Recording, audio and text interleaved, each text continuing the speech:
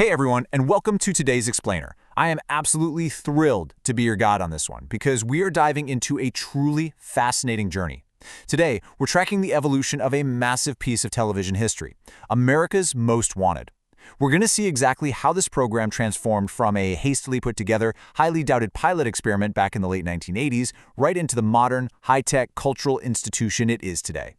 But before we even get into the history, I want you to just let this number sink in for a second. 1,198. That is the total number of real-world captures directly facilitated by this show.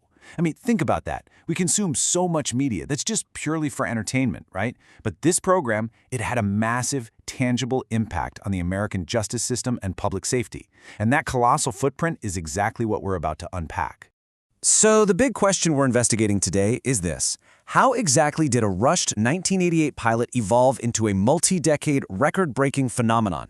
As you'll see, the path wasn't exactly smooth. It was full of crazy format experiments, massive technological leaps, and honestly, a few near-death cancellations along the way. To make sense of this incredible timeline, here's our roadmap for the explainer. First, we'll look at the initial half-hour experiment. Second, we'll chart the chaotic format ping-pong of the 1990s. Third, we'll see how it became a cultural juggernaut. Fourth, we'll track its survival across changing channels. And finally, we'll explore the high-tech revival of the 2020s. Let's get right into it. Okay, let's dive into part one, a half-hour experiment starting with the 1988 Fox pilot. So picture this, it's 1987, and there is immense skepticism about trying to run a national dragnet on TV. Network executives were trying to adapt this European concept of using television to actually catch criminals. But their very first choice for a host, former police officer Joseph Wambaugh, flat out refused. He just didn't believe the concept would work here in the U.S. Eventually, they connected with victims advocate John Walsh, and a half-hour pilot was scheduled. And when that pilot finally aired, it featured an FBI 10 Most Wanted fugitive named David James Roberts. This was a convicted killer who had literally escaped from prison using a small axe.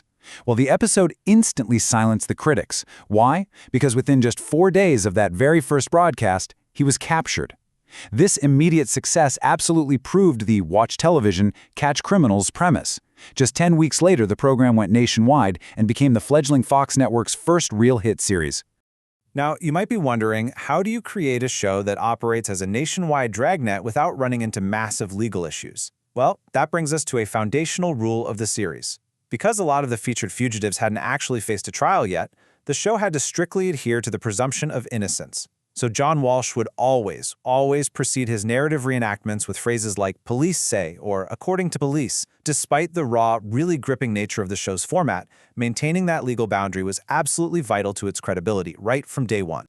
But even with that early success, the show's first decade was surprisingly turbulent. Let's move to Section 2, the format ping-pong, and look at the shifting runtimes of the 1990s.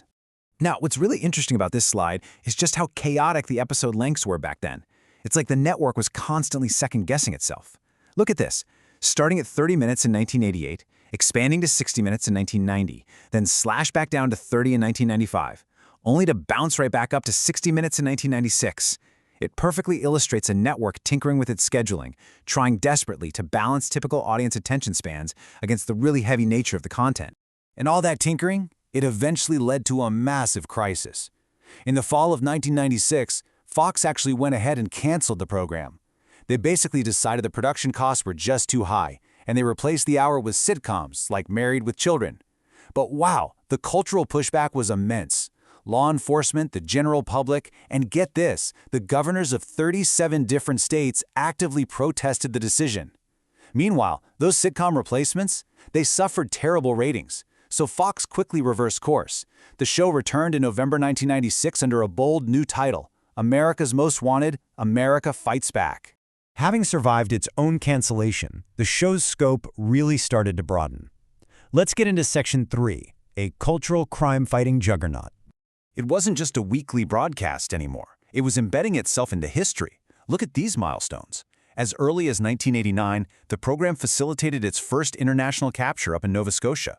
Fast forward to October 2001, At the direct request of White House aides, the show aired a special 2-hour episode profiling 22 of the most wanted al-Qaeda operatives. And then by 2010, they were celebrating their monumental 1000th episode with John Walsh interviewing President Barack Obama at the White House to discuss crime prevention. I mean, think about how incredible that is. You've got a weekly television show bridging the gap between high-level national security and your living room sofa. The program had literally reached the absolute highest levels of influence. But, as we know in the media business, influence doesn't always guarantee a permanent time slot. Let's look at Section 4, Changing Channels and Networks, and see how they survived beyond broadcast TV.